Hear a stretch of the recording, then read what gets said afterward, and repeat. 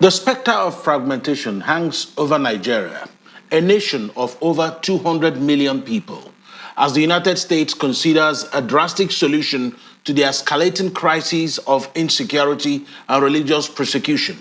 In a world where great powers increasingly prioritize their interests, Nigeria finds itself at a crossroads, grappling with the consequences of its own internal divisions. The Raleigh Malted Cruz Joint Committee's recommendations to President Trump have brought this reality into sharp focus, threatening to upend the very fabric of the Nigerian state. As the clock ticks down, can Nigeria find a way to address the legitimate concerns of its citizens and the international community? Or will it succumb to the pressures of internal and external interventions? The stakes are high, and the path forward is far from clear. This is the Eastern Eye. I'm Alex Obodo.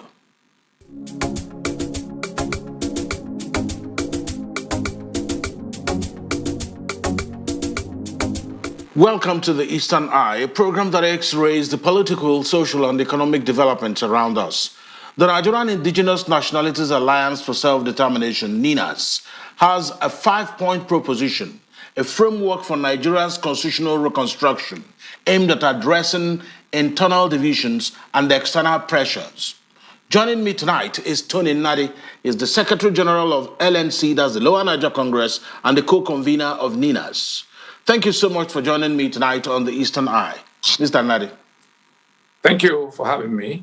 Welcome, viewers. So we talk about these things now because from what we know and see, from all the write-ups I've seen from NINAS, this has been on the front burner even before now, and because some people are believing that the things we're hearing today about US and what's happening today was prompted by some people in the present. But this has been on since around 2019. Help us put this in perspective on how these things unfolded. Yeah, it's the very same forces that turned what happened January 15th in 1966 into something else, and then pushed it to where it became war. And then the genocide that followed, 3.5 million Igbos to be killed because the revolution of January 15, 1966 was tagged Igbo coup. Now, almost 60 years after, in fact, more than 60, it became 60 years on the 15th of January in 2026.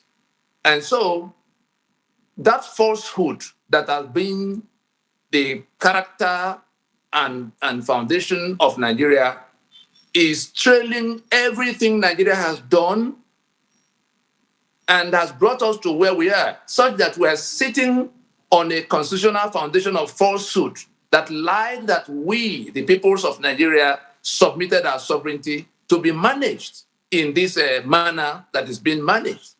And in the midst of all the efforts to get Nigeria to the operators of the Nigerian state to dress back a bit and see what the rest of the world is seeing, and see what the citizens are seeing, and see what the young people who are running away from Nigeria are seeing.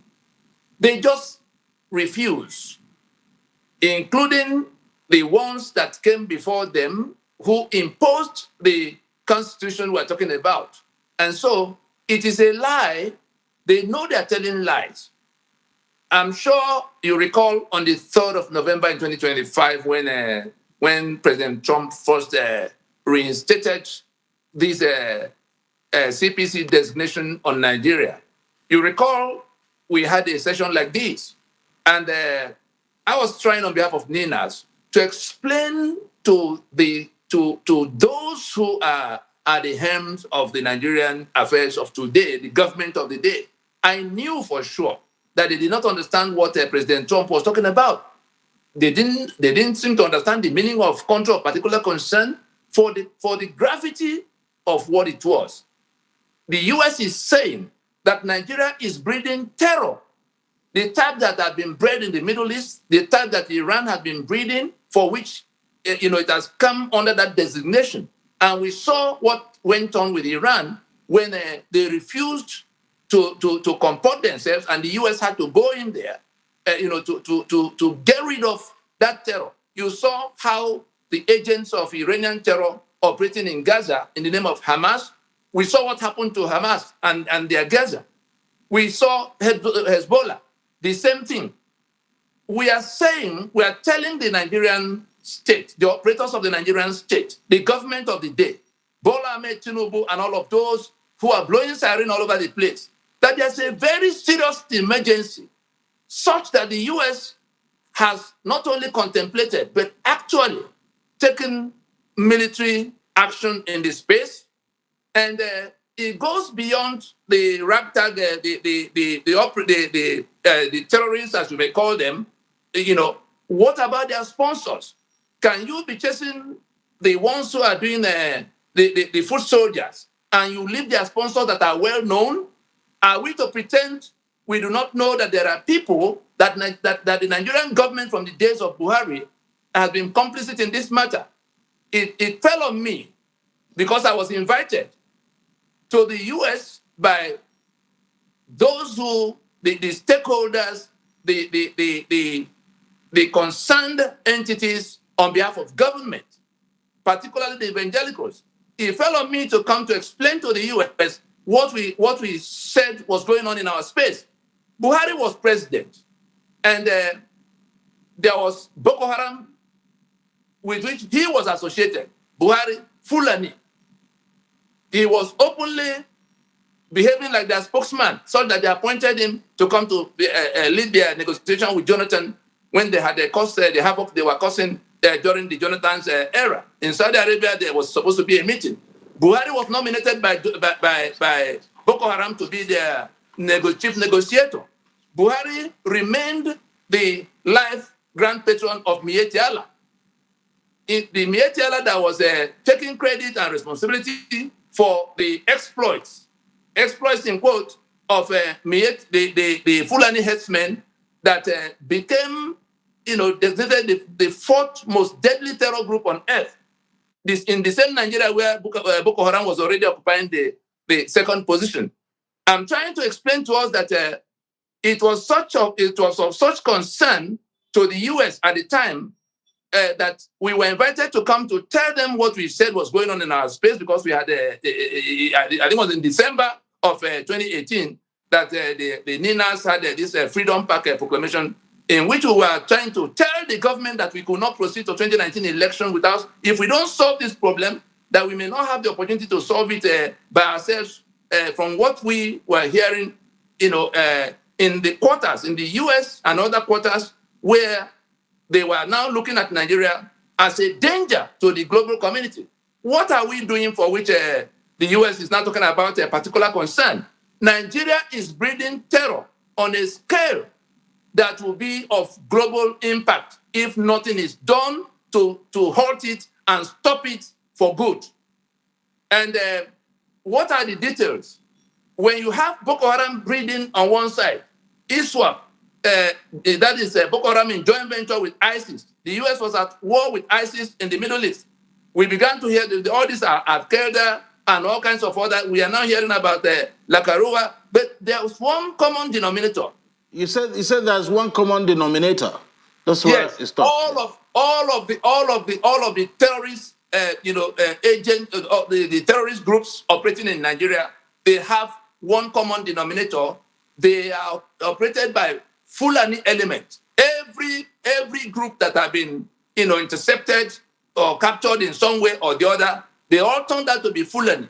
And therefore, what we went to share with the US was that, and we need to pay close attention to this, because it might hold the key. In fact, it does hold the key. I'm in a position to say so, because I am directly involved in what became the proposition, the written proposition that the US had to process for 7 months between the January and July of 2019 in Washington. It started with the alarm we came to raise that these things were happening. 17th January at the National Press Club. It continued into some interview sessions in which the former Assistant Secretary for Defense in the Reagan administration, Mr. Frank Gaff, who was the first nominee of Donald Trump in 2016 for the position of National Security Advisor. That would tell you how seriously the U.S. took what we were coming to tell them. Yes, that's the picture there. I'm the one in blue suit in the middle. The one first person in this picture, his name is Frank Gaffney. This is the chairman of the U.S. Commission for International Religious Freedom. This was at the U.S. Senate.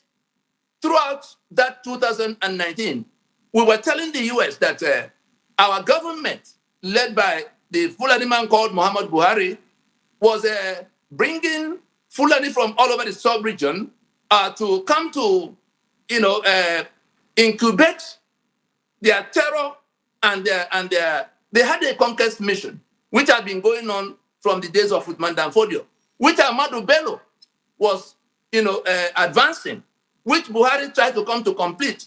That is the unseen hand behind all this terror, the Fulani conquest agenda. Fulani wants to take the entire Nigeria for themselves. And their mechanism for doing so is to kill off the owners of the place. Now, they had to disguise it in all forms and shapes. First, it was to pretend that they were herdsmen on account of climate change, looking for more green grass for their cows. And then they call it a farmers' herders' clash. Whereas they were just invading, go to Plateau, go to Benue, go to Southern Kaduna, go to all the places they've rampaged, go to some of the areas from where they were coming, and you will see that it's the same pattern. Fulani will turn up, heavily armed, and then they sack the community, at times 20, 30 communities, in a matter of days. And people are being slaughtered. The government that is supposed to be watching our back is in collusion with them. The complicity is so open that retired General Theophilus Danjuma had cause to say publicly that the government, the military, the security forces are not on our side in this matter. They are colluding with these invaders. And we go from there to saying, how are they able to get into having guns, roaming freely around the whole country? We told the US then that the reason they're able to do that is that they had managed in their conquest agenda, which had been, free-flowing since the independence of Nigeria. The British just handed us over to them to be like the local agent to continue the colonization. So we've been in internal colonization in the hands of these Fulani elements. And they've come to where they could impose a unitary constitution on a federal union. That is what has brought Nigeria to where it is. Whether we're talking about the killings or the corruption or the infrastructural decay or everything that has gone wrong with Nigeria, I'm addressing the politicians and the political parties in Nigeria at this moment. They may be flying the PDP and APC and all kinds of Labour Party and the ADC kind of flag. The house is on fire. The politicians in the land are not listening.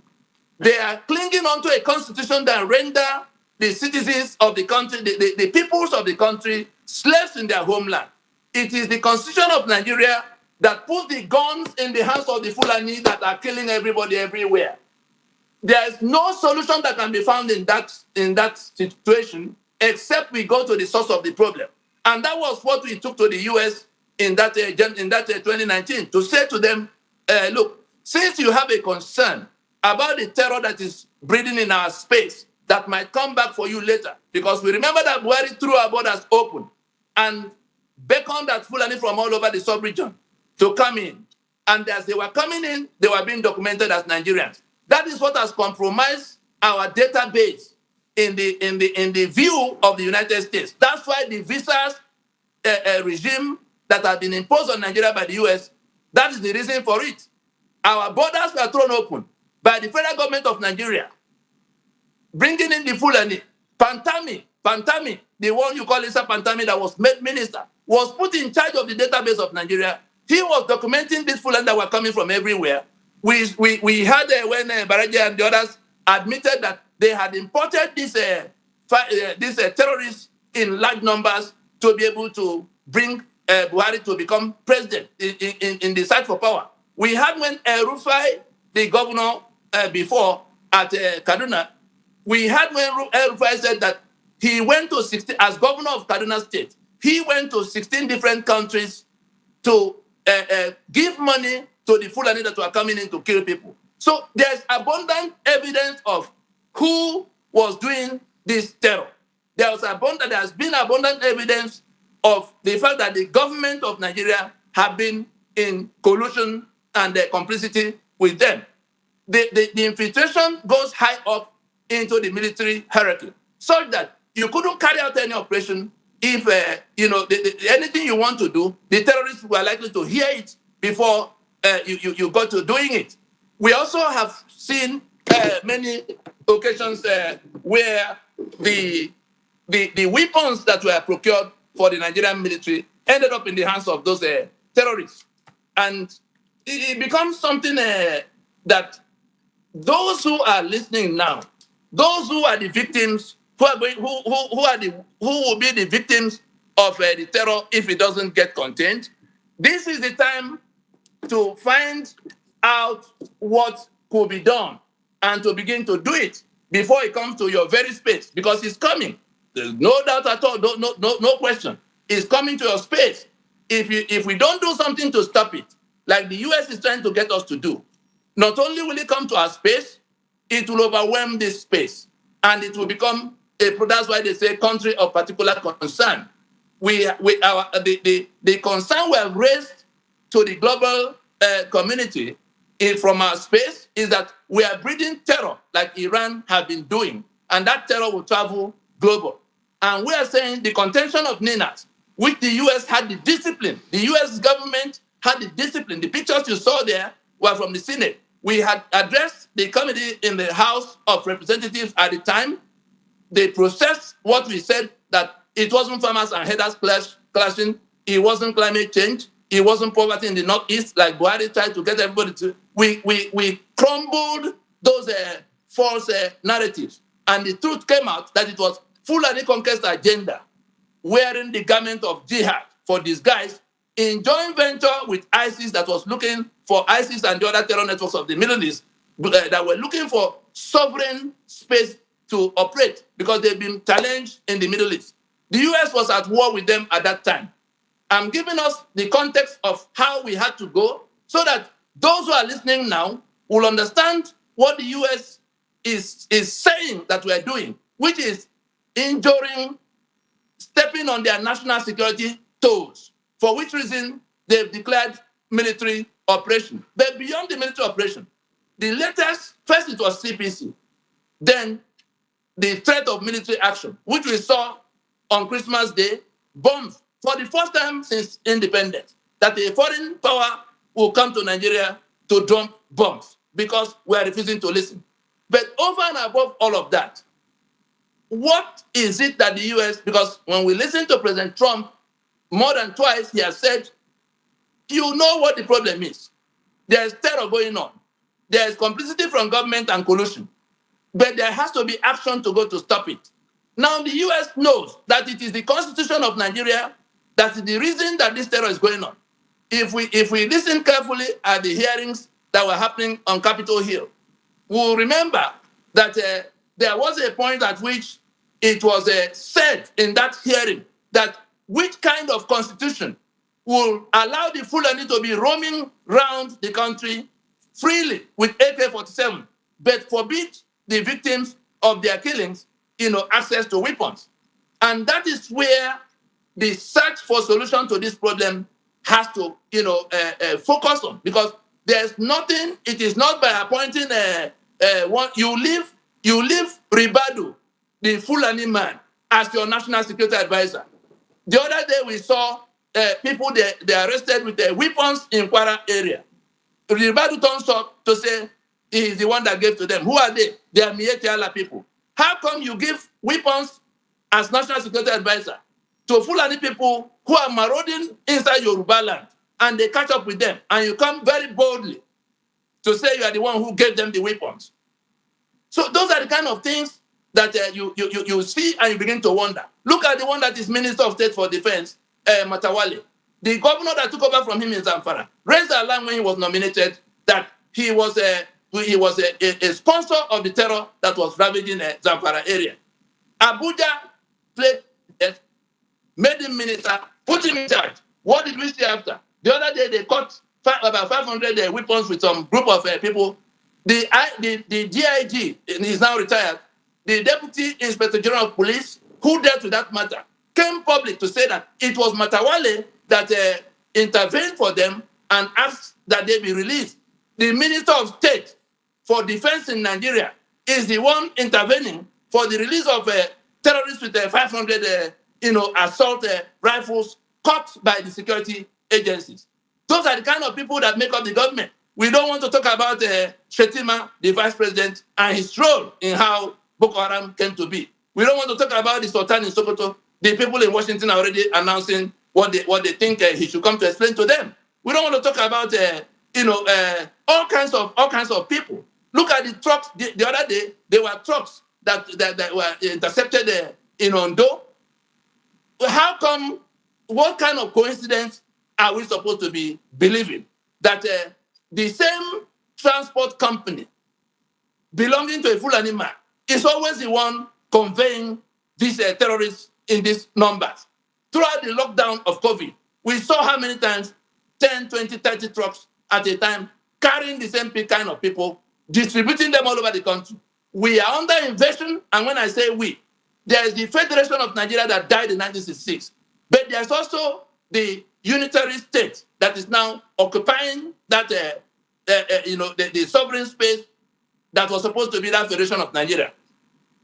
We are saying that the peoples of Nigeria who are now having to live with the consequences of the brigandage of this caliphate, if we don't wake up, if we do not wake up to proclaim the truth that the constitution that was imposed since 1975 from the war of 1967, it was Murtala Mohammed that commissioned this unitary constitution as victory charter from that war. That is what has been holding Nigeria down. Obasanjo helped them to process it. Obasanjo is still alive. If we cannot confront those who imposed this instrument of death called the Unitary Constitution of Nigeria, if we cannot confront them to get everybody to accept that we must put it aside, it is worse than apartheid constitution. It is that constitution that the US is talking about when they say they might have to break up Nigeria, because everything that has gone wrong, everything the Fulani is doing that has brought Nigeria to where it is flowing from that constitution. And so, what is breaking up of Nigeria? What does breaking up Nigeria mean in the circumstance? The US is saying they will by themselves come to reconstitute Nigeria. What has NINAS been saying? What did Pronaco set out to do? What have we done since we became MNN that went to court in 2007 to say, let us find a way to do what South Africa did with apartheid constitution. Let us accept that sovereignty belongs to the people of Nigeria. That's the peoples of Nigeria being the units that could have been countries of their own if Nigeria was not occupying their space. The Yoruba will be a country of 60, 70 million people. Yes, the eastern half of southern Nigeria will be more than 70, going to 80 million people. Mr. Nadi. Yes. Yes, I need us to address one issue, and the issue is that it looks like some sections are looking for a scapegoat for the intervention of the US in Nigeria, and some people are pointing to IPOB, that it was IPOB that invited the US to intervene in Nigeria. But with what you have explained, is it still necessary for anybody to say that IPOB was responsible for the bombs that landed in Sokoto?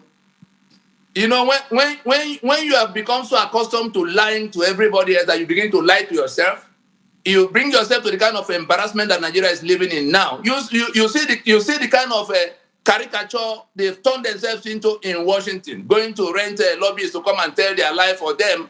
Now, where does IPOB come into this matter? They say IPOB went to. Was it not the same government of APC that sent Yemi Osinbajo at the time he was vice president to come to Washington to lie that no killings of the nature that was being reported was taking place? 2019, I was in Washington with my team.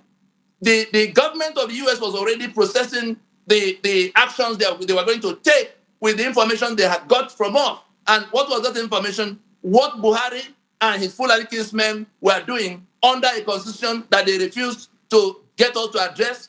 And so it has nothing to do with IPOB. And that was why I started my answers with saying that it is that same denial and changing of stories of changing the truth into falsehood. The same forces that turned the coup of January of 1966 into Igbo coup are the ones saying it is IPOB that went to discuss with anybody. These people waving Biafra flag, I can tell us authoritatively, and there are documents I've sent to you, and it's in public space. People can go to NINAS website to see it. The government of the United States, in official record, has IPOB on the list of entities that are actually killing in the space. They say they describe them as what do they call it? Street gangs. They describe violent gang. That is what is in the record of the agency that will carry out this whole plan that Trump is called the U.S. Commission for International Religious Freedom. That is the agency that will coordinate the military action and every other kind of action that U.S. want to come to take in Nigeria. That agency actually, they listed IPOB along with Boko Haram. Look at what has happened to Eastern Nigeria. Nnamdi Kanu is where he is now. They have never had any meeting with any U.S. government official. I can report that. What you see on the internet is where charlatans who have nothing whatsoever to do with anything that might become liberation for the Eastern Nigeria, going around collecting money from Igbo people, gullible Igbo people all over the world, to say that they want to restore Biafra. That whole thing is a scam, and I say it with absolute, because I happen to know, starting from Wazirike and his master, I had the privilege of sitting in course of the outreach that the organization I speak for, NINAS, at the time before we even came to Pronaco, I had the privilege of sitting eyeball to eyeball with all of those people talking about one agitation or the other, whether it was Wazirike of Master, or it was Asari of Niger Delta Volunteer Force, or it was Gani Adams of OPC. Every group that had stepped out to the street to say they were not happy with what Nigeria was doing in their space, we reached out to them, including the armed groups. We reached out to them to say, guns will not solve this problem. The problem is the constitution that is that we have to solve. And what we have put in place is the coming together of the nationalities that constitute Nigeria. Those people that the British lumped together in 1914 without any discussion, and who have not been allowed to discuss to this date, even after the pretense in 1959, because the British midwife of what will become Nigeria had structured it in the manner that it collapsed at birth. Nigeria died at birth in 1959, when after the election, Awolowo, who knew what his performance in the election, ended up in prison. The man whose party came a distant third, Ahmadu Bello, was now the one handed power.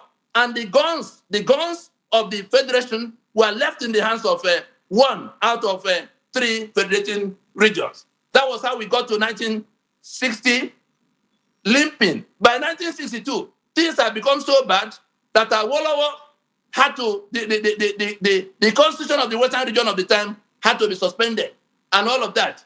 And so, back to the question before we miss the trail of thought.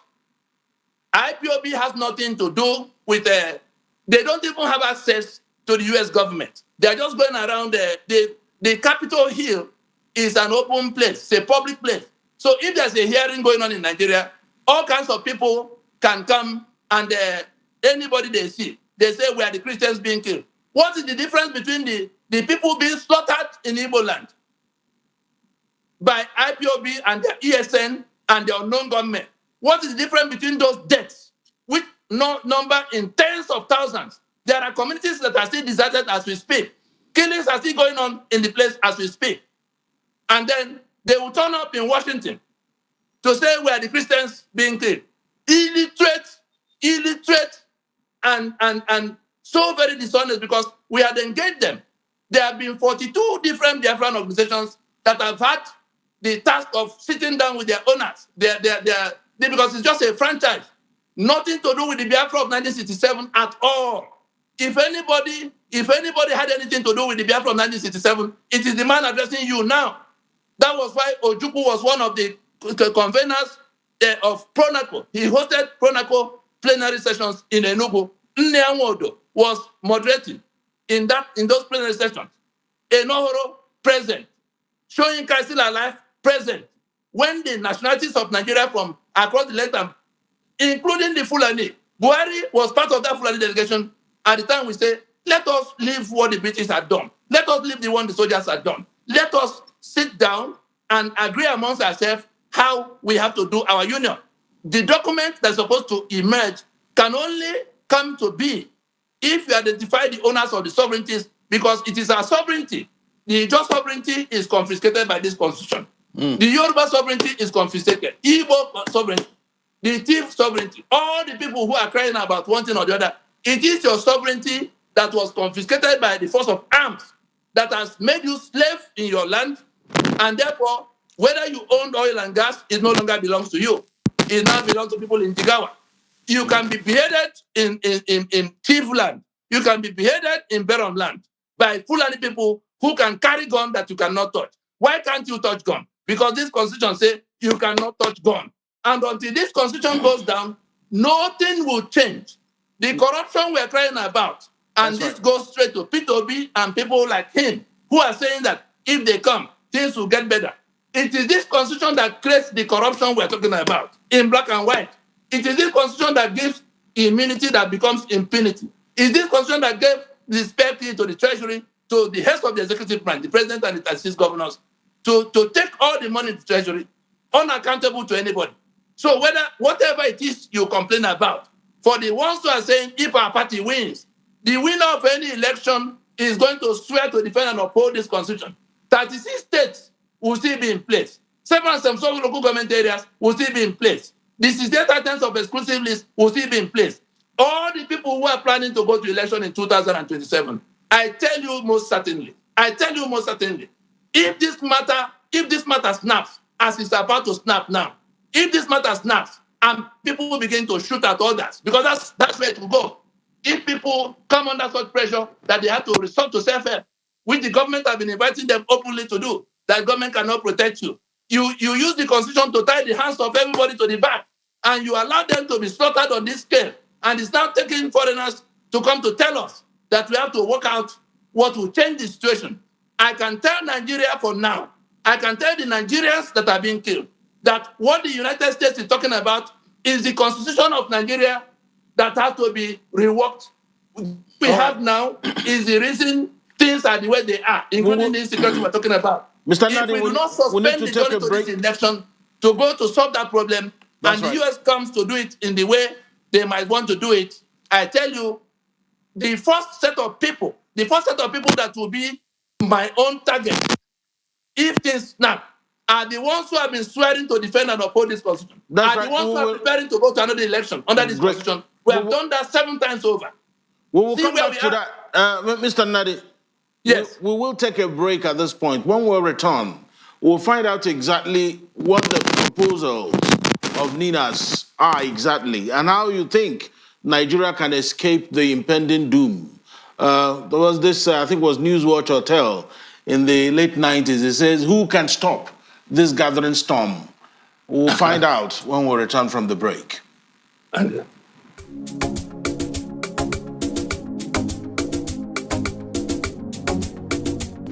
You're welcome back to the Eastern Eye here on Afia TV, a program that x-rays the political, social, and economic developments around us. My name is Alex Obodan. We're reaching you live from Enugu, Southeast Nigeria. And I still have joining me from Lagos, Tony Nadi, who's the Secretary of LNC and the co-convener of NINAS. Thank you so much for staying tuned. So let's know exactly what NINAS is proposing to make sure that Nigeria will escape this gathering storm. It looks like a Category 4 hurricane is preparing to make landfall in Nigeria.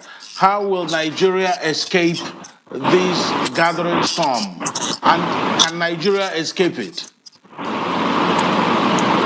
Very much so, which was the reason I had to break my itinerary on the 3rd of November to come to explain to them what the US was saying so that they can rearrange themselves and take charge, because Trump says, go do it yourself before I come to do it. The terror has to be arrested from where it's coming. Sharia, that is the harbinger of jihad and terror, has to be out of the way. Those are some of the things they began to discuss when the delegation went from Nigeria.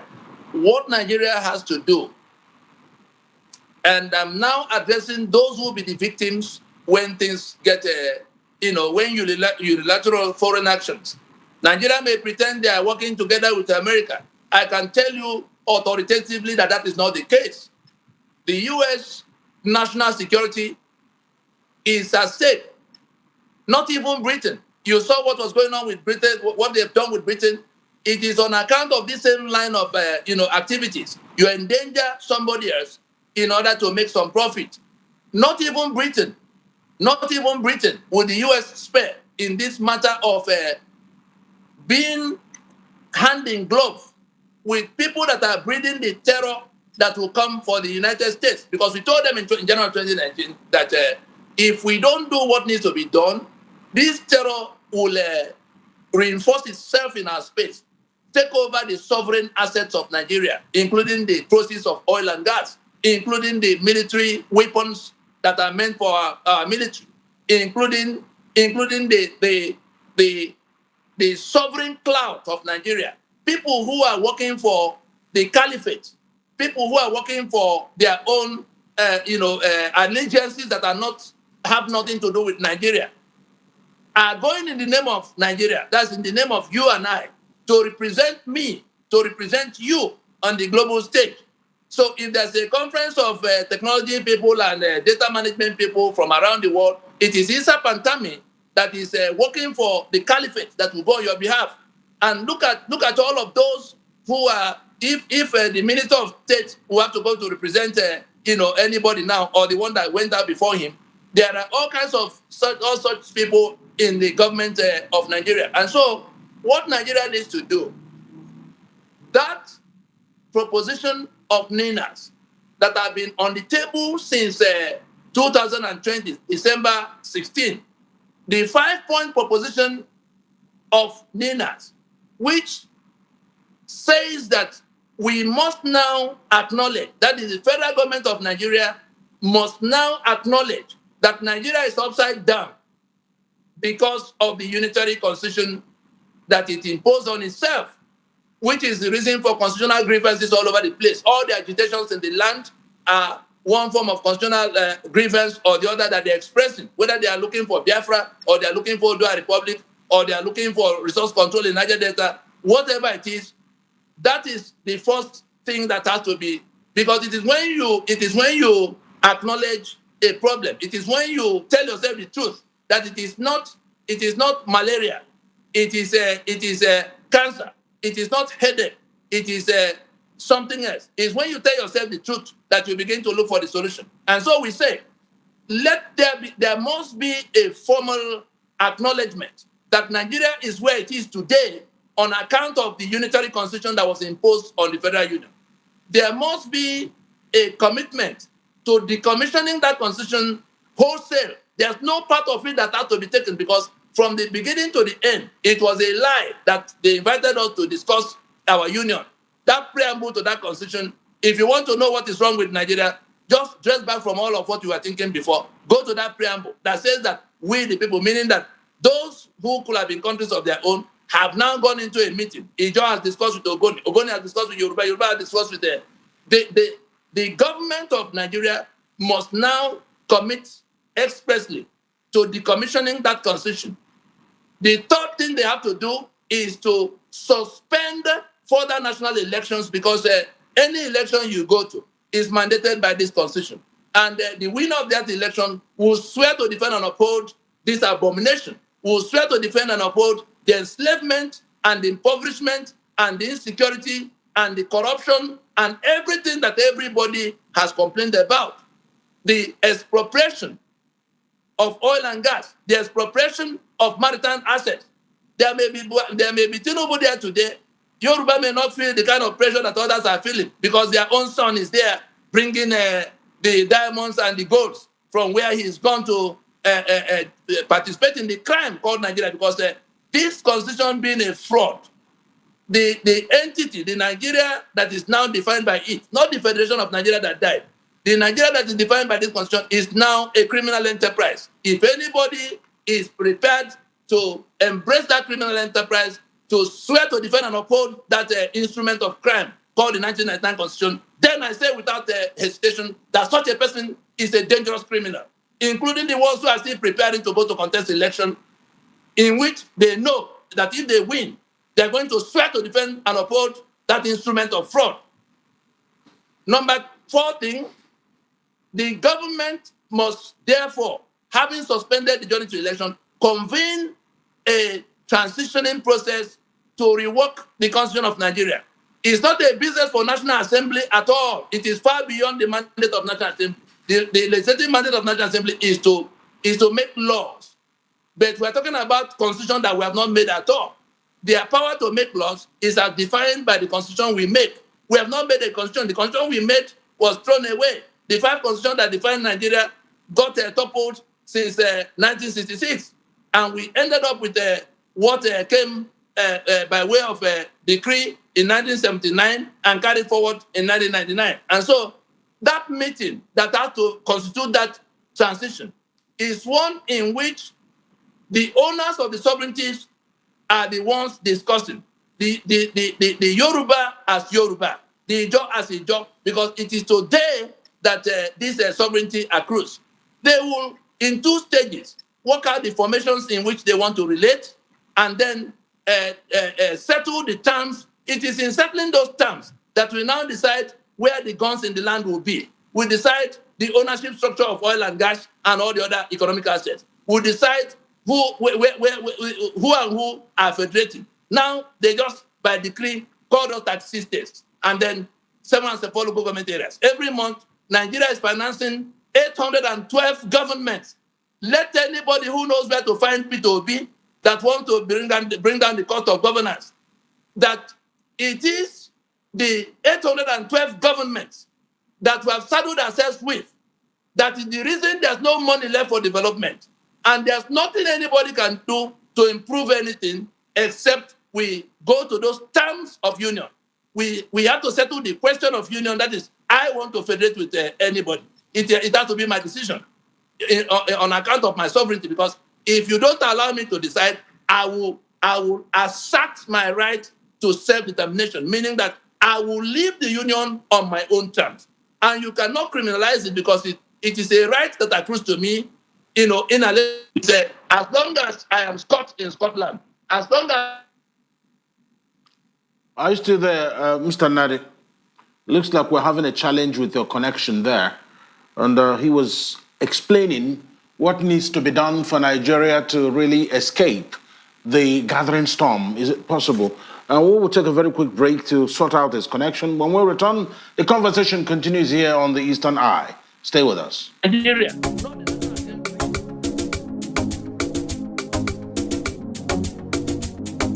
You're welcome back to the Eastern Eye. And of course, we lost my guest there momentarily, but he's back. I'd like to let him continue making the point. We'll have about 7 minutes to go, and I would like him to pack as much information as he can into those 7 minutes. You can hear me now? Yes, I can. Right. And so the number 5 thing is a time-bound announcement for how this transition will happen. All of these things I've enumerated. They are the 5-point proposition of that constitutional force majeure. These things I'm talking about have been discussed with the U.S., all the people who have to decide in the U.S. It was because of that discussion that the US had to go to the UN to get the Agnes Calama, the rapporteur mission that came to investigate the reason for the extrajudicial killings in August of 2019. We left Washington in July, at the end of July. In the second week of August, there was already a visitation from the UN to say, why is Nigeria bleeding? Everywhere you turn, blood. Government is killing, herdsmen, Fulani herdsmen killing, Boko Haram killing, everybody is killing everybody. And so they came to investigate. And they came out with a report in 2019, in September of 2019, that it is the Constitution of Nigeria operating as pressure cooker for injustice.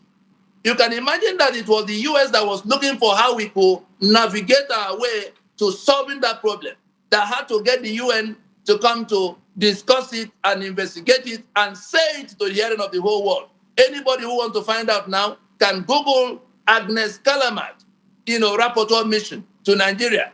And so it is that constitution that has to be reworked. There's nothing else that will solve this problem, because the US that says it might come to where it has to break up Nigeria, why will we let a foreign power to come to be the one to do for us what we could have done since 2020 when NINAS did all the work we did? We worked from the time the soldiers left in 1999. I'm sure most of us remember Nadeko. Nadeko got the soldiers out of government house, but the soldiers managed to dump on them the constitution that had been imposed by decree since 1979. And so what Pronaco came to do was the unfinished business of Nadeko. If you look at the conveners, the same Enoho, the same Choinka, the same Ndobisikano, the same, all of those who said that we couldn't continue with the military regime over Nigeria. And so we went into that tax 2 whole years with all the nationalities in Nigeria present, including the Fulani that were causing the havoc. Everybody else is in agreement that we need to rework this thing. They are the only ones standing apart from it. But because the British invested the Fulani with veto, you know what we call veto power? The Fulani holds a veto over Nigeria. If you think you're equal citizen with them, I am sorry for you, because you'll be beheaded before you get to know that you are not of equal standing with them. And why is this so? The constitution they imposed on you that took your sovereignty reduces you to the slave that can be slaughtered. And they are feudalists. They are feudalists. In the world view of the feudalists, there cannot be equality of men. So on one hand, they embrace Sharia. And I'm sure you've heard the things they're saying about Sharia and Caliphate from Washington. The reason I'm pointing at Washington is that right now, with that CPC designation, the sovereign immunity that Nigeria or the governance structures of Nigeria may have under international law is practically suspended, because you have now become a danger to everybody else. And they've given you every opportunity you may desire to have. Go and solve the problem. It is the constitution that you impose on yourself that has put the guns in the hands of the Fulani that are now menacing everybody and breeding terror that will go global. And so we are saying for the umpteenth time, before it's too late, even now, that is still the thing to do. Let that announcement be made. And if it is not made in the first quarter, if that announcement for transition, the type that South Africa made in 1990, if Nigeria does not make that announcement inside the first quarter of 2026, I can tell us categorically that whose national security interests, those who will suffer the terror that Nigeria is breathing today under this constitution, are going to take the initiative for you. That's why Trump is saying that's why the people who are going to submit report, and I can assure you that report is already in the waiting, to say that one of the recommendations will be to break up that Nigeria. It is the first constitutional reconstruction of Nigeria. That thing that we refuse to do, to sit down to reconstitute by the discussion of the sovereign constituent peoples of Nigeria.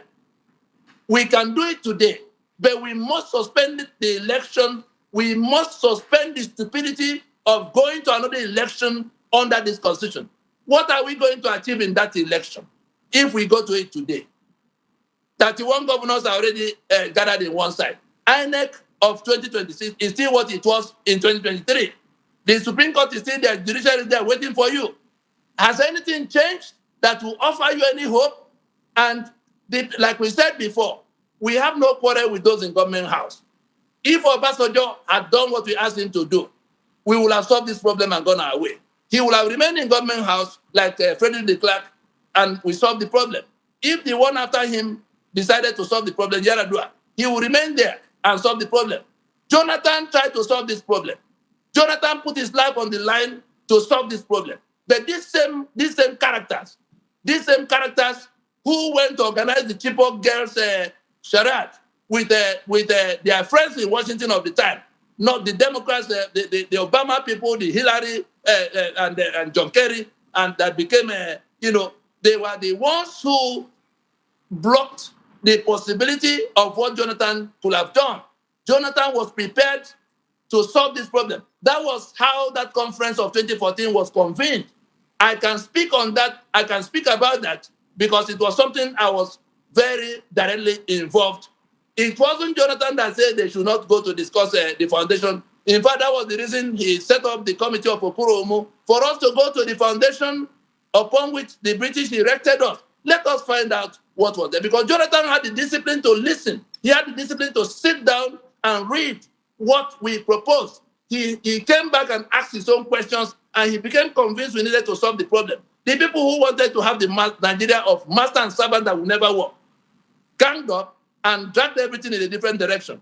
Therefore, we who brought the conference about had to stay away because the modalities they adopted in that 2014 conference were a departure from what could solve the problem.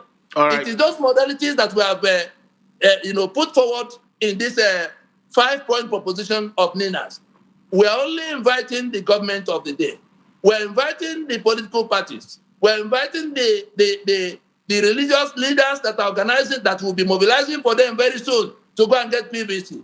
We are telling them that what they are doing is a continuation of the treason as long as it's under this constitution that election of 2027 is being planned.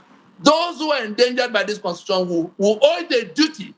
You will owe it a duty to send to themselves and the generations unborn to stop the people who are trying to drag them into this damnation. Because if things snap, the politicians will jump into their aircraft and go to where they've been storing their stolen monies.